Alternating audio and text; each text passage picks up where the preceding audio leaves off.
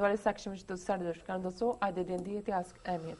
ਜਿਵੇਂ ਕੱਲ ਦੇ ਇਤਿਹਾਸ ਸੈਕਸ਼ਨ 'ਚ ਅਸੀਂ ਦੱਸਿਆ ਸੀ ਕਿ ਕੱਲ ਦਾ ਦਿਨ ਸੀ ਜਿਸ ਦਿਨ 10ਵੇਂ ਪਾਤਸ਼ਾਹ ਨੇ ਗੁਰੂ ਗ੍ਰੰਥ ਸਾਹਿਬ, ਗੁਰੂ ਗ੍ਰੰਥ, ਗੁਰੂ ਪੰਥ ਦੀ ਯੂਨੀਕ ਜਿਹੜੀ ਡਾਕਟਰੀਨ ਹੈ ਉਹ ਐਸਟੈਬਲਿਸ਼ ਕੀਤੀ, ਹੁਕਮ ਕੀਤਾ ਸਭ ਸਿੱਖਣ ਕੋ ਹੁਕਮ ਹੈ ਗੁਰੂ ਮਾਨਿਓ ਗ੍ਰੰਥ, ਪੰਥ ਨੂੰ ਸੋਵਰਨਿਟੀ ਦਿੱਤੀ, ਰਾਜ ਕਰੇਗਾ ਖਾਲਸਾ ਆਖੀ ਰਹੇ ਨਾ ਕੋਏ, ਖੁਆਰ ਹੋਏ ਸਭ ਮਿਲਣਗੇ ਬਚੇ ਸ਼ਰਨ ਜੋ ਹੋਏ। ਸੋ ਗੁਰਗੱਦੀ ਦੇਣ ਤੋਂ ਬਾਅਦ ਅੱਜ ਦਾ ਦਿਨ ਮੂਲ ਨਾਨਕਸ਼ਾਹੀ ਕੈਲੰਡਰ 2003 ਦੇ ਮੁਤਾਬਕ 10ਵੇਂ ਪਾਤਸ਼ਾਹ ਦੇ ਜੋਤੀ ਜੋਤ ਸਮਾਣ ਦਾ ਦਿਨ ਹੈ। ਔਰ ਅਸੀਂ ਇਹ ਦੇਖਦੇ ਹਾਂ ਵੀ ਇਤਿਹਾਸ ਜੇ ਅਸੀਂ ਇਹਨਾਂ 3 ਸਦੀਆਂ ਦਾ ਦੇਖੀਏ, ਜਿਹੜੀ 10ਵੇਂ ਪਾਤਸ਼ਾਹ ਨੇ ਖਾਲਸੇ ਦੇ ਵਿੱਚ ਆਪਣੀ ਕਲਾ ਰੱਖੀ, ਆਪਣੀ ਕਰਾਮਾਤ ਰੱਖੀ। ਬੇਸ਼ੱਕ ਇਹਨਾਂ 3 ਸਦੀਆਂ ਦੇ ਵਿੱਚ ਲਗਭਗ ਮੁਗਲ ਹੋਣ, ਅਫਗਾਨ ਹੋਣ, ਬ੍ਰਿਟਿਸ਼ ਹੋਣ ਔਰ ਪਿਛਲੇ 67-68 ਸਾਲ 'ਚ ਜਿਵੇਂ ਪੰਥ ਜੂਝਿਆ ਜ਼ਾਲਮਾਂ ਦੇ ਨਾਲ, ਜ਼ੁਲਮ ਕਰਨ ਵਾਲਿਆਂ ਦੇ ਨਾਲ, ਔਰ ਆਪਣੀ ਗੁਰੂ ਗ੍ਰੰਥ ਸਾਹਿਬ ਦੀ ਗੁਰਤਾ ਨੂੰ ਵੀ ਪੰਥ ਨੇ ਚਵਰ ਛਤਰ ਤਖਤ ਦੇ ਮਾਲਕ ਇਸ ਨੂੰ ਤੇ ਉੱਤੇ ਕੋਈ ਆਂਚ ਨਹੀਂ ਆਣ ਦਿੱਤੀ। ਬੇਸ਼ੱਕ ਮੁਗਲਿਆ ਹਕੂਮਤ ਨੇ ਵੀ ਮੀਣੇ ਮਸੰਦ, ਧੀਰ ਮਲੀਏ, ਰਾਮ ਰਾਈਏ ਖੜੇ ਕਰਕੇ ਗੁਰੂ ਗ੍ਰੰਥ ਸਾਹਿਬ ਦੀ ਗੁਰਤਾ ਨੂੰ ਚੈਲੰਜ ਕੀਤਾ ਸੀ।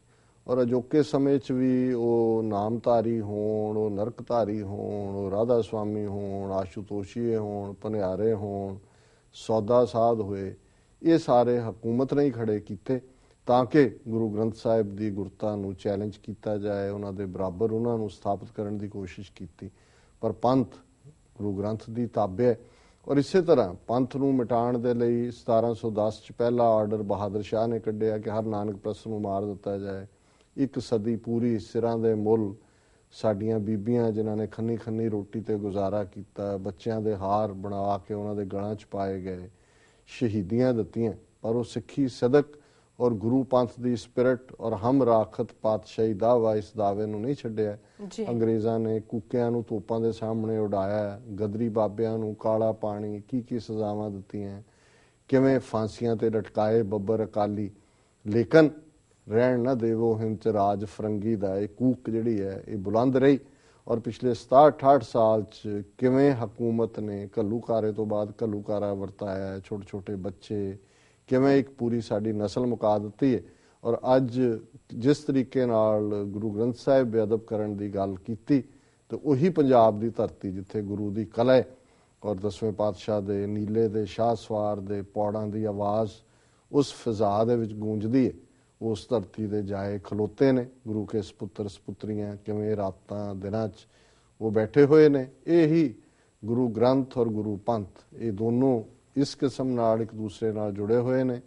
ਜੇ ਪੰਥ ਗ੍ਰੰਥ ਦੇ ਨਾਲ ਜੁੜਿਆ ਹੋਇਆ ਤਾਕਤ ਸਿੱਖ ਦੀ ਬਾਣੀ 'ਚੋਂ ਆਉਂਦੀ ਹੈ, ਗੁਰੂ ਗ੍ਰੰਥ ਸਾਹਿਬ 'ਚੋਂ ਆਉਂਦੀ ਹੈ। ਜਿੱਦਣ ਸਿੱਖ ਬਾਣੀ ਨਾਲੋਂ ਟੁੱਟਦਾ ਫਿਰ ਉਹ ਮਨਮੁਖ ਬਣ ਜਾਂਦਾ, ਮਨ ਦੇ ਆਖੇ ਲੱਗੇਗਾ ਤੇ ਫਿਰ ਚੋਟਾਂ ਖਾਏ, ਵਿਛੜ ਚੋਟਾਂ ਖਾਏ ਵਾਂਗ ਹੈ। ਤੇ ਜਿਹੜਾ ਗੁਰੂ ਪੰਥ ਦੇ ਨਾਲ, ਗੁਰੂ ਪੰਥ ਦੀ ਪੰਥਕ ਰਹਿਣੀ ਦੇ ਵਿੱਚ ਯਕੀਨ ਰੱਖਦਾ ਉਸ ਨੂੰ ਪਤਾ ਹੈ ਕਿ ਅਲਟੀਮੇਟਲੀ ਸਾਡਾ ਦਾਵਾ ਪਾਤਸ਼ਾਹਤ ਦਾ ਹੈ।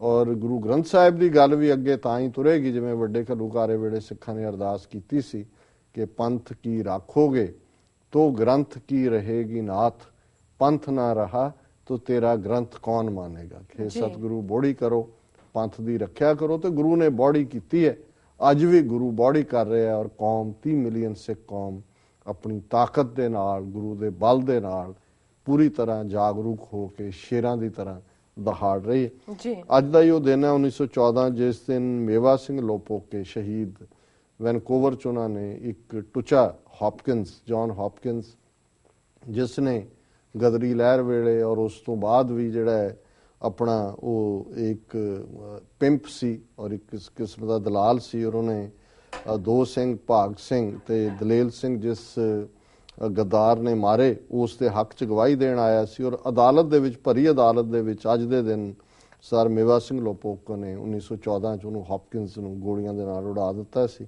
ਔਰ 11 ਜਨਵਰੀ 1915 ਦੇ ਦਿਨ ਉਹਨਾਂ ਨੂੰ ਫਾਂਸੀ ਮਿਲੀ। ਵਰਲਡ ਹਿਸਟਰੀ ਦੇ ਹਵਾਲੇ ਨਾਲ 1492 'ਚ ਕੋਲੰਬਸ ਸੈਨ ਸੈਲਵਾਡੋਰ ਆਈਲੈਂਡ ਦੇ ਵਿੱਚ ਉਤਰਦੇ। 1727 'ਚ ਰਸ਼ੀਆ ਚਾਈਨਾ ਅਕੋਰਡ ਜਿਹੜਾ ਹੁੰਦਾ ਹੈ ਕਿ ਭਾਈ ਆਪਸੀ ਸੀਮਾਵਾਂ ਸਿੱਧੀਆਂ ਕਰ ਲਓ। 1805 ਦੇ ਵਿੱਚ ਟ੍ਰੈਫਲਗਾਰ ਬੈਟਲ ਦੇ ਵਿੱਚ ਐਡਮਿਰਲ ਨੈਲਸਨ ਇੱਕੋ ਵੇਲੇ ਫ੍ਰੈਂਚ ਔਰ ਸਪੈਨਿਸ਼ ਫਲੀਟਸ ਨੂੰ ਡਿਫੀਟ ਕਰਕੇ ਮਰ ਜਾਂਦੇ। 1871 ਚ ਪਹਿਲੀ US amateur outdoor athletic games ਹੁੰਦੀਆਂ ਨੇ। 1916 ਚ US army reserve officers force ਜਿਹੜੀ ਹੈ ਉਹ ਹੋਂਦ ਚ ਆਉਂਦੀ। ਬੈਲਜੀਅਮ ਚ 1950 ਚ ਅੱਜ ਦੇ ਦਿਨ ਜਿਹੜੀ ਹੈ ਡੈਥ ਪੈਨਲਟੀ ਸਜ਼ਾਏ ਮੌਤ ਖਤਮ ਕੀਤੀ ਜਾਂਦੀ ਹੈ। 1950 ਚ ਅੱਜ ਦੇ ਦਿਨ ਚੀਨ ਦੀਆਂ ਜਿਹੜੀਆਂ ਫੌਜਾਂ ਨੇ ਉਹ ਤਿੱਬਤ ਦੇ ਉੱਤੇ ਕਬਜ਼ਾ ਕਰਦੀਆਂ। 1958 ਚ ਪਹਿਲੀ ਵਾਰ ਬ੍ਰਿਟਿਸ਼ ਹਾਊਸ ਆਫ ਲਾਰਡਸ ਦੇ ਵਿੱਚ ਔਰਤਾਂ ਜੁਆਇਨ ਕਰਦੀਆਂ ਨੇ। ਔਰ 1967 ਚ ਹਜ਼ਾਰਾਂ ਦੀ ਗਿਣਤੀ ਦੇ ਵਿੱਚ ਅਮਰੀਕਨ ਜਿਨ੍ਹਾਂ ਨੇ ਵਿਤਨਾਮ ਵਾਰ ਦਾ ਵਿਰੋਧ ਕੀਤਾ ਉਹ ਪੈਂਟਾਗਨ ਚ ਜਾ ਵੜਦੇ ਨੇ। ਔਰ 1986 ਚ ਅੱਜ ਦੇ ਦਿਨ ਅਮਰੀਕਾ ਨੇ ਰੂਸ ਦੇ 55 ਡਿਪਲੋਮੈਟ ਮੁਲਕ ਚੋਂ ਕੱਢੇ ਵੀ get out, you are persona non grata. ਜੀ ਡਾਕਟਰ ਸਾਹਿਬ ਤੁਹਾਡਾ ਬਹੁਤ ਬਹੁਤ ਸ਼ੁਕਰੀਆ। ਹੁਣ ਸਾਡੇ ਦਰਸ਼ਕਾਂ ਨੂੰ ਦੱਸੋ ਅੱਜ ਦਾ ਵਿਚਾਰ। ਅੱਜ ਦੇ ਵਿਚਾਰ ਲਈ ਅਸੀਂ ਸ਼ਲੋਕ ਸਹਿਸਕ੍ਰਿਤੀ ਮਹੱਲਾ 5ਵਾਂ ਦਾ ਇੱਕ ਸ਼ਲੋਕ ਵਿਚਾਰ ਲਈ ਚੁਣਿਆ। ਔਰ ਇਹ ਸਹਿਸਕ੍ਰਿਤੀ ਜਿਹੜੀ ਹੈ ਇਹ ਪ੍ਰਾਕ੍ਰਿਤ ਲੈਂਗੁਏਜ ਹੈ, ਕੁਦਰਤੀ। ਬ੍ਰਿਥਾ ਅਨੁਗ੍ਰਹਿੰ ਗੋਬਿੰਦੈ ਜਸਯ ਸਿਮਰਨ ਰਿਦੰਤਰੈ ਆਰੋਗਯੰ ਮਹਾਰੋਗਯੰ ਵਿਸਾਕਤੇ ਕਰੁਣਾਮਯ। ਇਹਦੇ 'ਚ ਇਹ ਹੈ ਵੀ ਜਿਹੜਾ ਬੇਸ਼ੱਕ ਬਿਮਾਰ ਹੈ, ਸਰੀਰਕ ਤੌਰ ਤੇ ਤੰਦਰੁਸਤ ਨਹੀਂ ਹੈ, ਪਰ ਉਸਦੇ ਹਿਰਦੇ 'ਚ ਵਾਹਿਗੁਰੂ ਦੀ ਯਾਦ ਹੈ। ਬਿਰਥਾ ਅਨੁਗ੍ਰਹਿ ਗੋਬਿੰਦ ਹੈ। ਭਾਵੇਂ ਉਹਨੂੰ ਬਿਰਥਾ ਹੈ, ਪੇਨ 'ਚ ਹੈ, ਬਿਰਥਾ ਕਹੋਂ ਕਵਨ ਸਿਓ ਮਨ ਕੀ, ਬਿਰਥਾ ਪੇਨ ਹੈ, ਦਰਦ 'ਚ ਹੈ, ਪਰ ਅਨੁਗ੍ਰਹਿ ਗੋਬਿੰਦ ਹੈ। ਉਸ ਦਾ ਮਨ ਗੋਬਿੰਦ ਦੇ ਨਾਲ ਨਿਰੰਕਾਰ ਦੀ ਯਾਦ ਵਿੱਚ ਜੁੜਿਆ ਹੋਇਆ ਹੈ। ਜਸਯ ਸਿਮਰਨ ਰਿਦੰਤਰ ਹੈ, ਉਸ ਦੇ ਹਿਰਦੇ ਦੇ ਅੰਦਰ ਸਿਮਰਨ ਲਗਾਤਾਰਤਾ ਦੇ ਨਾਲ ਚੱਲ ਰਿਹਾ। ਉਹ ਵਾਹਿਗੁਰੂ ਤੋਂ ਵਿਛੜਿਆ ਨਹੀਂ ਹੈ, ਉਹ ਬਿਮਾਰ ਹੋ ਕੇ ਵੀ ਹੈਲਥੀ ਹੈ, ਰਾਜੀ ਹੈ।